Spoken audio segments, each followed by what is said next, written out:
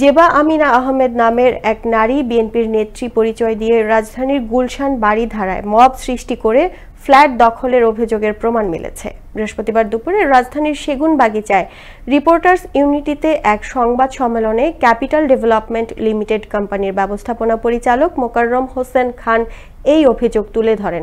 তিনি জানান, 2005 সালে এই জেবা আমিন ব্যবসায়িক মোকাররম হোসেন খানকে ইমোশনাল ব্ল্যাকমেল করে বিয়ে করতে বাধ্য করেন। এরপর থেকেই জেবা আমিনের বিভিন্ন প্রতারণার তথ্য প্রমাণ প্রকাশ পেতে থাকে।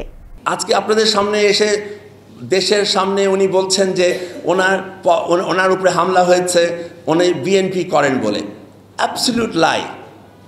এই মিথ্যা অপবাদ করে উনি একটি অ্যাপার্টমেন্ট দখল করতে চাচ্ছেন, আমার সম্পত্তি দখল করতে চাচ্ছেন, এটা তো ঠিক না। আমি জানি যে আমাদের ভারপ্রাপ্ত চেয়ারম্যান সাহেব উনি চাচ্ছেন যে দলটাকে সম্পূর্ণভাবে একটি সুন্দর অর্গানাইজড অ্যান্ড ক্লিন একটা দল হিসেবে তৈরি করতে।